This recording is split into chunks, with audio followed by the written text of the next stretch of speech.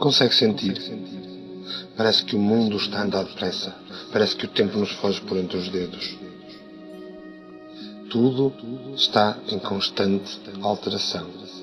Como se estivéssemos a percorrer um caminho que nos vai levar a um sítio novo. É verdade que muita gente pensa que estamos a viver num mundo caótico, um tempo difícil e que as coisas são cada vez mais complicadas. Se não, vejamos. As guerras civis espalhadas por todo o mundo, todas as revoluções armadas que nós vamos assistindo no Médio Oriente, para não falar das pequenas guerras provocadas por sabe-se lá o quê. Podemos também ver na Europa os protestos alargam-se, emancipam-se. Na América, cada vez mais protestos, mais e mais. E isto apenas numa componente social. Vejamos na componente natureza. Cada vez mais terremotos, catástrofes naturais a repetirem-se com mais frequência do que o normal. Se não acabarmos com o nosso planeta graças ao aquecimento global, vamos acabar com o nosso planeta por sermos demasiados, por sermos muitos. A nossa população está sempre a aumentar. Não para. E isto, nos últimos 10 anos, pode-se dizer que ultrapassamos mais do que aquilo que a Terra aguenta.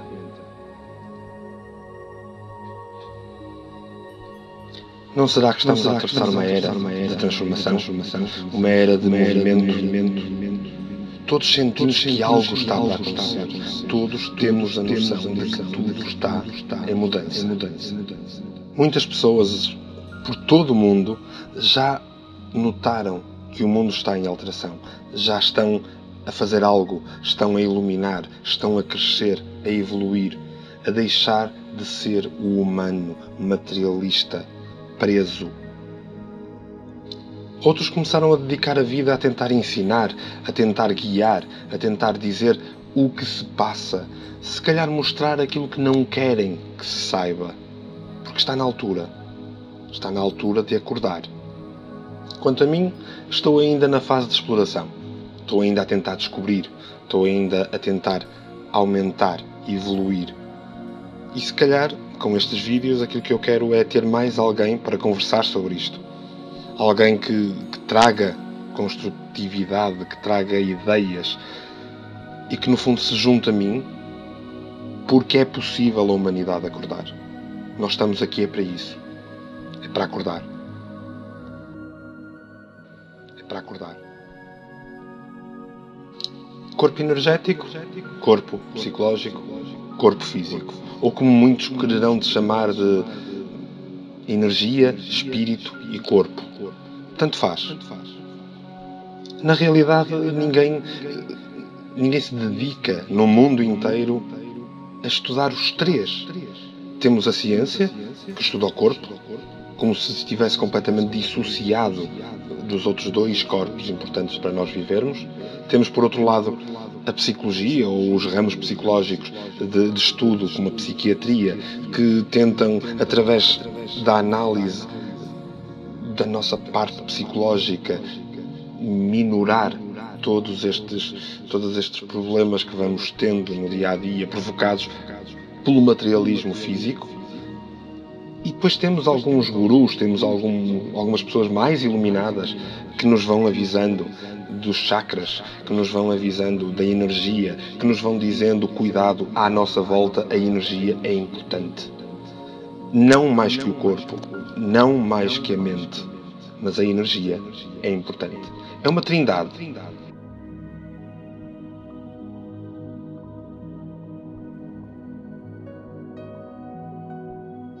Na realidade, o que é que nós sabemos sobre o espírito, sobre a alma, sobre o nosso lado energético, sobre o nosso eu interno, o nosso eu primordial, como eu costumo dizer? Sabemos pouca coisa, ou pelo menos sabemos aquilo que nos vão deixando saber. Durante centenas de anos, para não dizer milhares de anos, a religião, as teologias, todas as doutrinas que governam graças ao medo, que governam graças ao controle de todos como se fôssemos um rebanho que deve seguir única e exclusivamente, sem perguntar, sem questionar. Tudo isto moldou-nos, mostrou-nos o espírito que querem que nós tenhamos. Será esse que nós temos? Não haverá nada mais além disso? Na realidade, as religiões nem são muito concretas. Uma diz uma coisa, outra diz outra. Tudo num plano de ideias, tudo num plano muito metafísico, muito subjetivo, muito metafórico. E é sempre importante que nós tenhamos algum discernimento para ir buscar a gênese a todas. Porque as religiões não estão erradas. Simplesmente têm homens a mandar, têm sacerdotes, foram sacerdotalizadas. E isso levou a que o homem sobrepusesse a importância da mensagem. Recentemente fez-se uma descoberta. Descobriu-se algo que pode abanar os alicerces. Descobriu-se algo que pode ser os próprios alicerces. Algo que nos vai levar para a frente e que basta nós olharmos à nossa volta e vermos que só não descobrimos antes porque estávamos de olhos fechados. No fundo, os governos, as sociedades secretas, alguns representantes das religiões, os sacerdotes, os sumos sacerdotes, já sabem isto. Já fizeram a descoberta. Seguram-na. 7 chaves. Porque isto não deve chegar a público. Ou não deveria. Mas agora temos o poder de pensar. E temos o poder da internet para disseminar a informação. Chegou a altura de todos sabermos. Muitos já sabiam. Outros vão confirmar.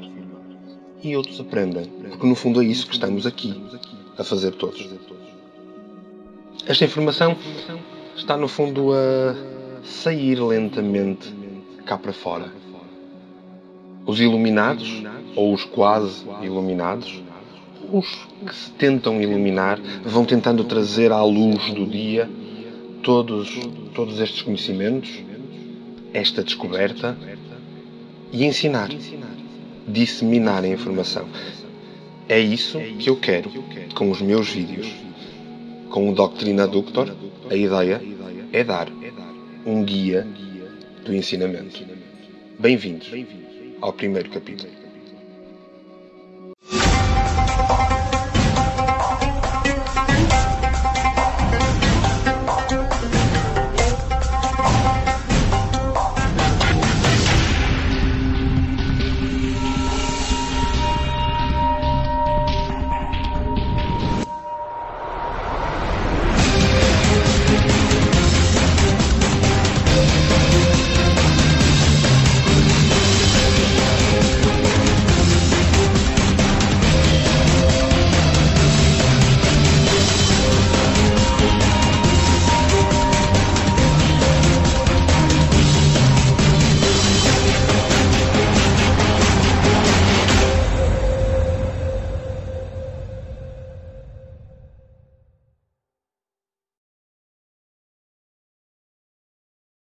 No mundo da ciência, o que é que nós sabemos sobre o pensamento? Sabemos que eles podem ser medidos, que eles podem ser mensuráveis através de várias técnicas cientificamente comprovadas, claro, onde se mede a frequência, onde nós sabemos exatamente que parte do cérebro está em funcionamento em determinadas alturas em que fazemos determinado género de pensamento. Mas, na realidade, nós não sabemos em que lugar específico está o pensamento, aonde é que ele se encontra. Sabemos que ele está, algures. Será possível que o pensamento é criado fora da nossa mente? Não me parece. Será que ele é criado dentro da nossa mente para o mundo exterior? Já me parece mais possível. E isto é, no fundo, aquilo que vamos falar hoje. É o início. Vamos falar sobre o pensamento. Nunca aconteceu, por exemplo, estar a falar com alguém e sentir que vai falar de algo e sabe exatamente o que é que essa pessoa vai falar, como se adivinhasse, como se pressentisse o que essa pessoa vai dizer. Não acha que tem uma ligação estranha com alguém que ama, ou uma ligação estranha com, por exemplo, o animal de estimação, em que pode-se quase adivinhar ao pormenor o que é que a pessoa ou o animal está a sentir ou a pedir-nos? E isto mesmo quando não estão à nossa beira. E será que também nunca aconteceu ver em alguém ou algum lugar onde parece que se sentem mal com essa pessoa ou que não se enquadram naquele lugar, como se a intuição estivesse a avisar para ter cuidado? E depois, mais tarde, vamos a ver e tudo tem lógica. A pessoa que nós não gostamos à partida realmente acabou por não ser a melhor das pessoas, e isto são experiências que todos nós já passamos uma ou várias vezes ao longo da nossa vida. E muitos de nós passamos isto diariamente. Existem até pessoas que parece que se sintonizam com alguma facilidade connosco e com o mundo que os rodeia. Na realidade, chamam-lhes nomes, chamam-lhes os médiuns, chamam-lhes os adivinhos, chamam-lhes nomes às vezes menos bons, como os bruxos. Para ser mais simples a nossa discussão sobre o pensamento, vamos imaginar que tudo aquilo que nós pensamos se materializa à nossa frente. Não materialmente falando, mas como se fosse numa dimensão ao lado, como se estivesse connosco. Aquilo que nós conscientemente criamos aparece materializado numa dimensão ao nosso lado, como se estivesse pronto a estar na realidade, a estar presente. Para já vamos chamar-lhe de o mundo dos pensamentos. Uma forma mais simplista de pormos isto para percebermos e começarmos esta discussão. Se nós formos a ver, quando nós vamos fazer a mais pequena das coisas, nós primeiro temos que pensar nela. Nem que sejam as coisas mais corriqueiras do dia a dia, como andar, respirar.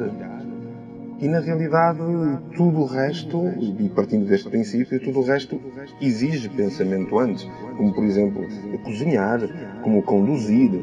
E nós precisamos sempre de criar o pensamento para depois partir para aquilo que vem logo a seguir, que é materializar as coisas.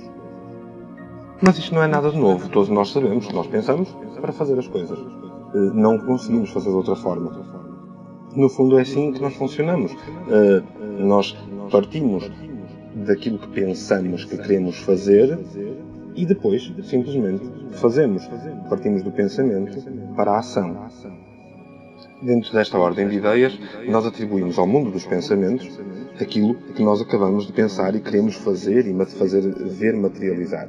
Na realidade, neste mundo dos pensamentos, está-se a materializar algo que nós depois vamos trazer a este mundo. Neste cômputo geral, se nós imaginarmos um cientista que está a ter uma ideia, não será possível que essa ideia esteja a ser tida por vários cientistas ao mesmo tempo, tal como acontece com o nosso pensamento simples de respirar, de andar. Porque, na realidade, os pensamentos são expansivos, os pensamentos são quase como contagiosos. Muitas pessoas podem estar a fazer o mesmo pensamento exatamente ao mesmo tempo. E isto deve ter, e tem de certeza, o seu devido peso. Assim, e neste cenário, não pensem no pensamento, passando a redundância,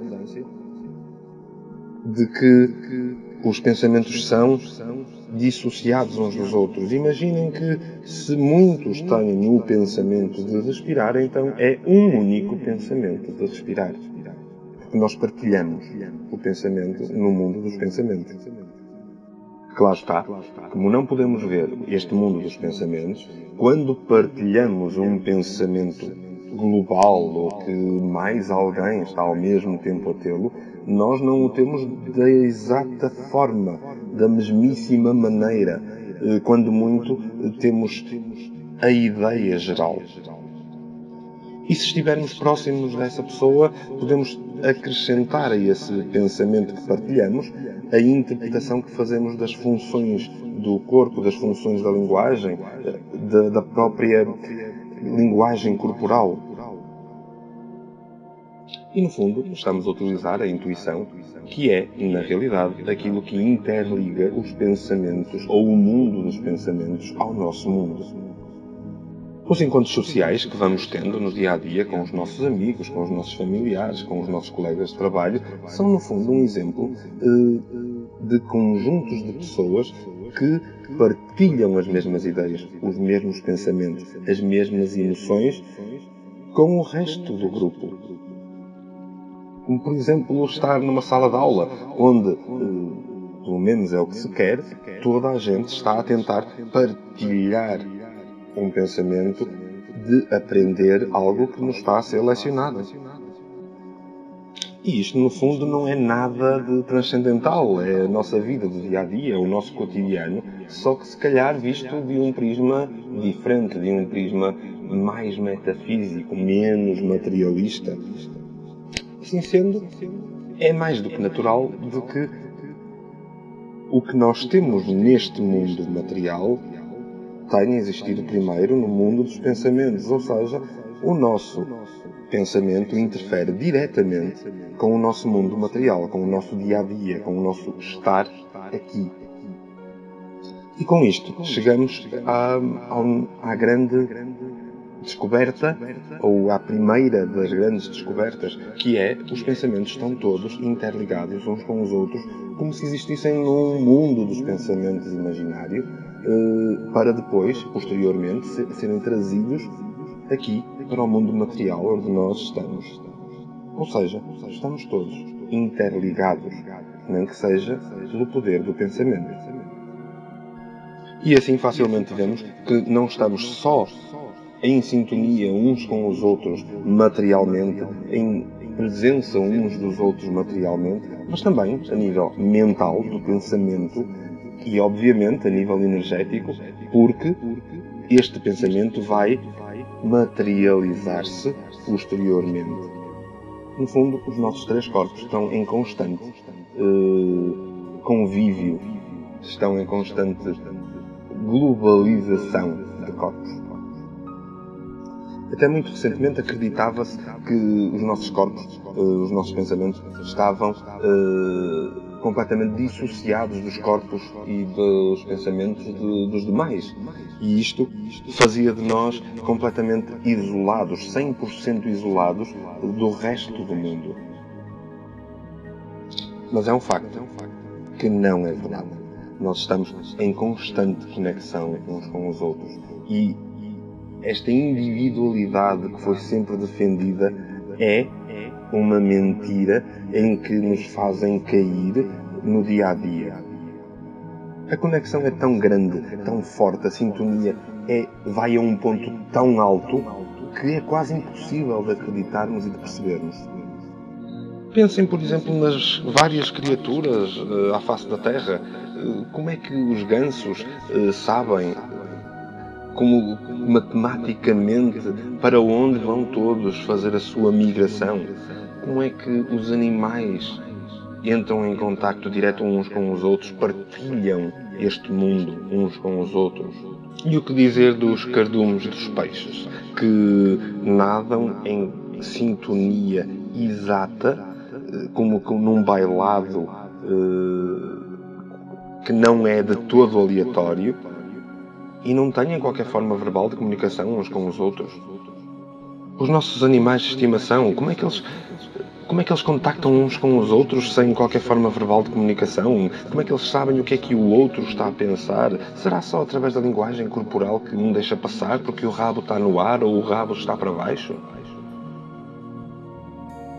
todas as espécies à face da Terra têm este género de comunicação, quanto mais não seja dentro da sua própria espécie.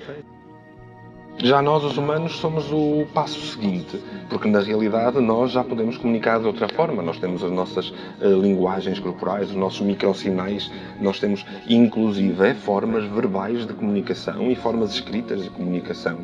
Mas quem é que disse que por causa disso deixamos de ter aquilo que os animais têm? Aquilo que todas as espécies à face da Terra têm, que nos interligam, que nos fazem entrar em sintonia, que nos fazem, no fundo, estar conectados com todos os outros humanos.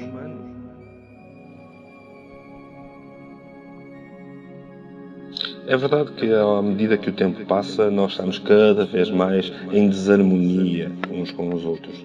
É verdade que quanto mais o tempo passa, quanto mais a história avança, nós descobrimos que não compreendemos o resto da humanidade. E isto deve-se a coisas muito, muito importantes que estão a tomar forma, que estão a acontecer. O humano está a perder-se. E está na altura de pensar mais nisto, de acordar, de se ligar ao mundo, de se ligar às espécies todas, de se ligar aos outros humanos. Obviamente, isto é apenas a ponta do iceberg. Porque a parte mais importante e mais interessante, no fundo, é quando passamos da análise do pensamento, do poder do pensamento, da interligação do pensamento, para a análise das emoções. Porque as emoções são extremamente mais fortes, mais vibrantes. Elas estão lá. E se calhar nem precisam de um mundo das emoções para depois serem transmitidas e materializadas aqui. No fundo, são as emoções que nos fazem viver, que nos fazem andar, que nos fazem evoluir, porque os pensamentos fazem-nos realmente e permitem-nos realmente respirar, estar à espera do autocarro. Mas e a emoção do amor? A emoção de sentir que se gosta de alguém? A emoção de até se achar que alguém é feinho, ou está mal apresentado, ou cheira mal? Quando um casal está junto, são as emoções que os seguram um ao outro, que os une, que os interliga. Por outro lado, até quando eles estão em conflito ou porque se chatearam, é novamente o poder da emoção a tomar conta, a fazer andar as coisas, evoluir. Quando vemos um programa de televisão, nós vemos o programa porque emocionalmente gostamos daquele programa ou daquele tipo de programa de televisão. Nós estamos com amigos porque emocionalmente temos ligação, temos conexão com eles.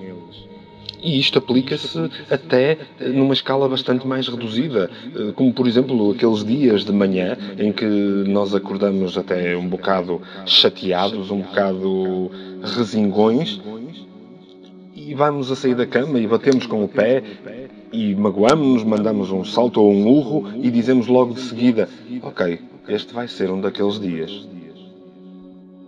E claro, o dia vai ser terrível.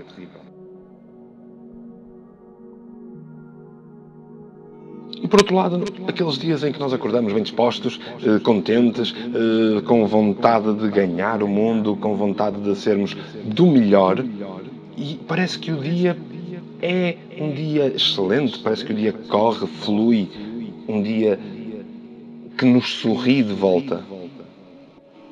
E mesmo que uma coisa menos boa nos aconteça, vai nos afetar muito menos, porque nós estamos emocionalmente programados ou pré-programados para que esse dia corra bem. Ou seja, a razão pela qual os nossos dias correm bem ou mal depende diretamente da maneira como nós emocionalmente estamos e emocionalmente pretendemos que o nosso dia corra. Imaginem o seguinte cenário: um recreio onde tem crianças a brincar, a jogar à bola de um lado, onde tem crianças do outro lado a baloiçar, onde tem crianças que estão a interagir, nem que seja através dos seus próprios telemóveis, que está muito na moda hoje em dia. E depois tem uma criança que está sozinha, a sentir-se vulnerável num canto. A quem é que o bully se dirige? A quem é que alguém com menos boas intenções se vai dirigir?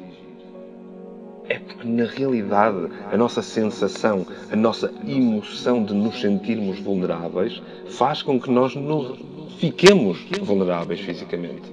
Porque estamos aqui a fazer uma criação no mundo dos pensamentos e imediatamente a transpor isso para o nosso mundo físico, para o nosso mundo material. Se aquela criança tivesse entrado no recreio a pensar, eu consigo sintonizar, eu consigo entrar em contacto com amigos, eu consigo fazer amigos, se calhar naquela altura não estaria ao lado, vulnerável, sozinho, mas estaria misturado com alguns a jogar futebol.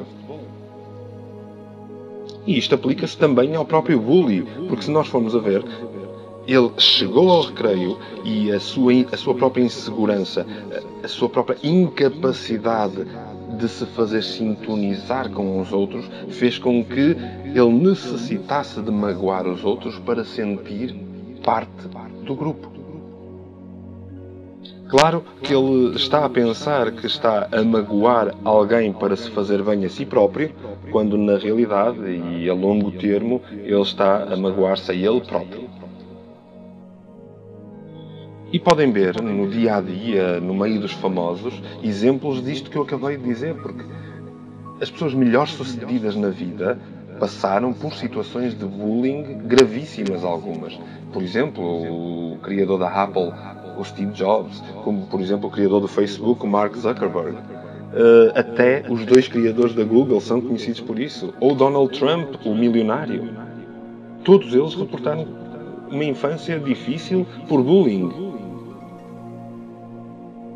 Ora, isto leva-nos a outro ponto. Aqueles que mais falam de doenças, aqueles que mais falam de mal-estar, aqueles que mais falam de situações menos boas que lhes acontecem, estão, no fundo, a atrair, a fazer criação. Portanto, a fazer no mundo dos pensamentos algo que depois vai acabar por se materializar no mundo em questão.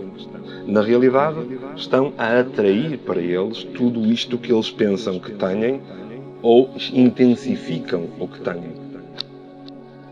Será que com isto estou a dizer que é por causa do nosso mau pensamento que estamos doentes?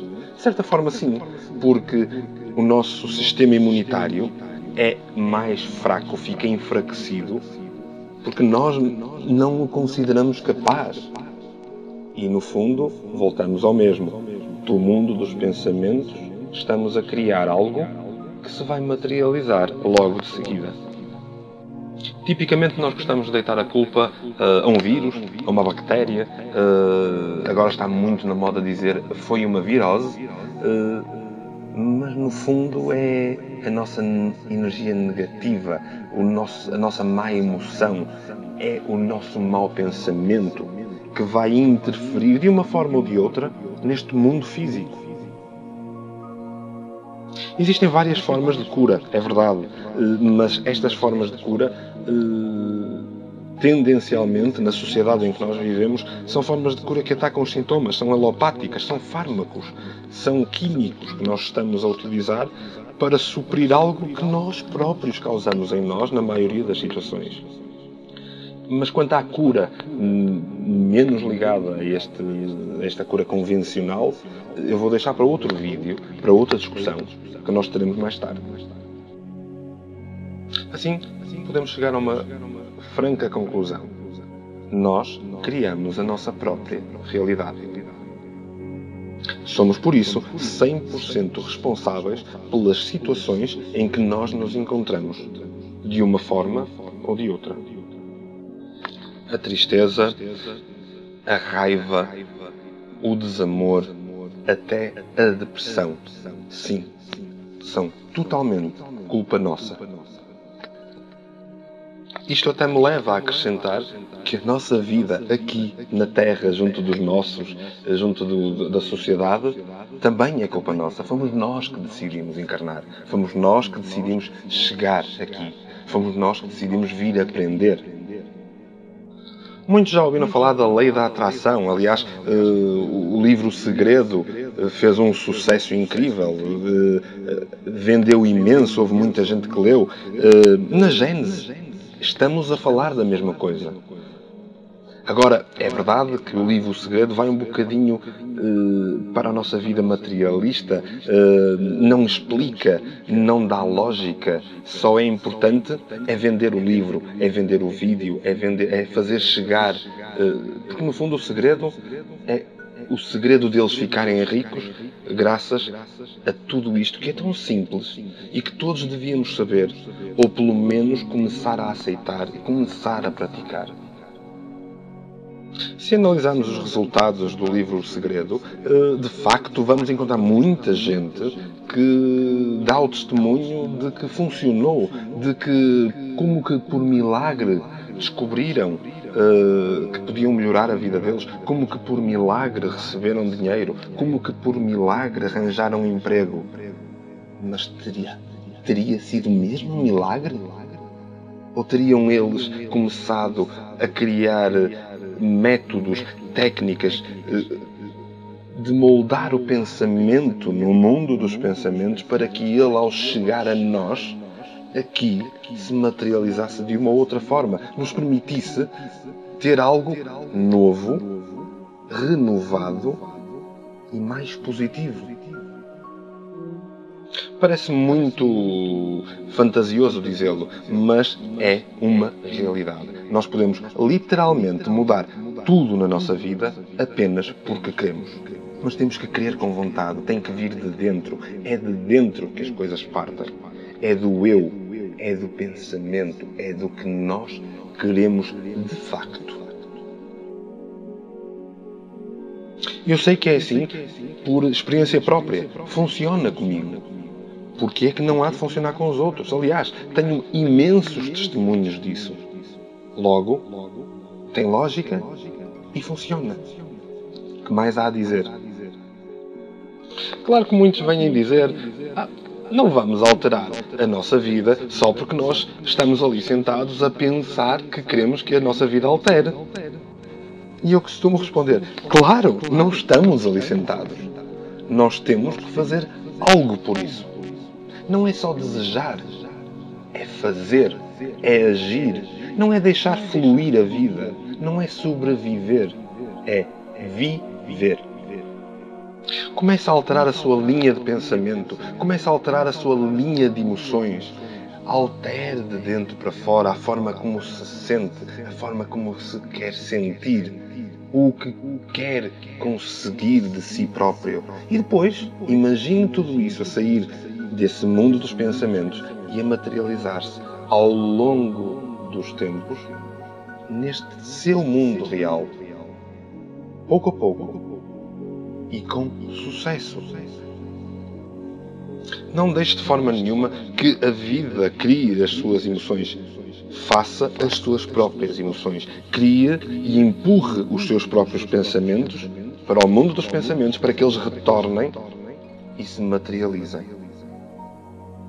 Está a perguntar-se se é capaz. Está a perguntar-se o que é que terá que fazer para que isto funcione. Não é preciso muito. É exatamente começar a fazer esta alteração. Devagar, passo a passo. Não conte que vai ter uma grande alteração e que tudo vai alterar na sua vida de um dia para o outro. Claro que não. É um processo que vai desmontar, desconstruir todo um processo negativo que fez até agora. É um processo que demora, mas é um processo eficaz e que demora bem menos do que aquilo que está a contar.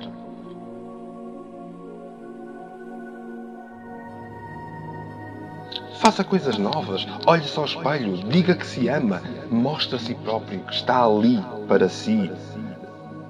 Compre coisas, compre algo que faz sentir bonito, compre algo que o faz sentir novo, ou então não compre rigorosamente nada e controle o seu surto de compras. Faça aquilo que considerar mais correto para si, para o seu desenvolvimento, para a sua evolução. No fundo, aquilo que vai estar a fazer é a crescer de dentro para fora, encontrar o seu próprio eu, a sua energia primordial, através do controlo do seu pensamento, das suas emoções. Queria fechar este tema, no fundo, este primeiro capítulo do Doutrina Ductor, com algo que eu acho extremamente importante que toda a gente saiba.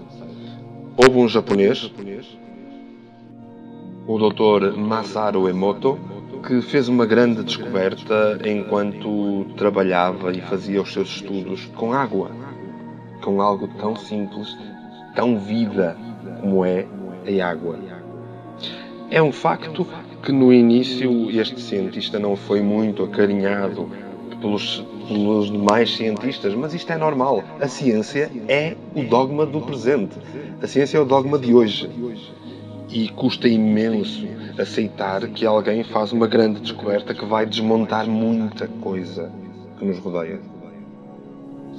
O Dr. Masaru Emoto descobriu que por pôr palavras à volta de um copo de água, por lhes dar intenção, por pensar naquelas palavras enquanto enchia e pegava naquele copo de água, ele podia modificar molecularmente a água, podia dar uma nova vida àquela água. Este cientista, no fundo, aquilo que ele fazia era colar determinadas palavras num copo de água, dar a intenção daquelas palavras à água em si, no fundo, transmitir pensamento para a água e depois, imediatamente a seguir, através de técnica de congelação, ele congelava a água e fazia análise dos cristais dessa mesma água. Num copo que tinha, por exemplo, a palavra amo-te, este era o cristal que aparecia. Por outro lado, noutro copo que dizia mete-me nojo, vou matar-te, este era o cristal da água. E é importante dizer-se que esta água era exatamente a mesma. Se os pensamentos podem fazer isto à água, agora imagine o que é que os pensamentos podem fazer a si. De seguida vou deixar um pequeno trailer referente a um filme que se chama What the Bleep Do We Know, que se refere exatamente a isto, que eu aconselho vivamente que veja. Now, water is the most receptive of the four elements. Mr. Emoto thought perhaps it would respond to non-physical events. So he set up a series of studies, applied mental stimuli, and photographed it with a dark field microscope. This first picture is a picture of water from the Fujiwara Dam. And this picture is the same water after receiving a blessing from a Zen Buddhist monk. Now, in this next series of pictures, Mr. Emoto printed out words, taped them to bottles of distilled water, and left them out overnight. This first photograph is a picture of the pure distilled water, just the essence of itself. These subsequent photographs, as you can see, are each different. This is the chi of love. And we move along here to thank you. And you can see where he taped that to this bottle here. But if you read Japanese, you already knew that. Now, Mr. Emoto speaks of the thought or intent being the driving force in all of this. The science of how that actually affects the molecules is unknown, except to the water molecules, of course. And it's really fascinating when you keep in mind that 90% of our bodies are water.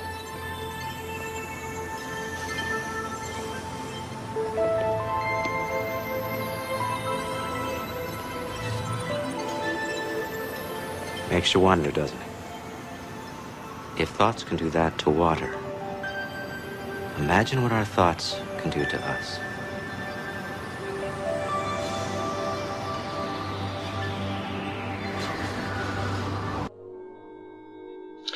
E por aqui acaba o primeiro capítulo do Doutrina Doctor, que eu espero que se vá repetir, que eu espero que tenha muita aceitação, que eu espero que partilhe, que divulgue e que dê a sua opinião.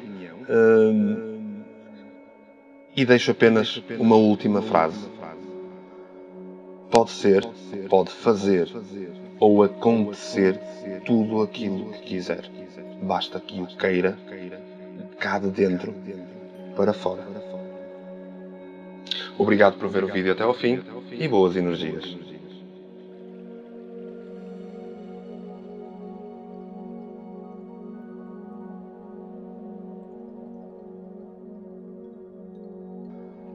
Pode ser, pode fazer ou acontecer tudo aquilo que quiser. Basta que o queira cá de dentro para fora.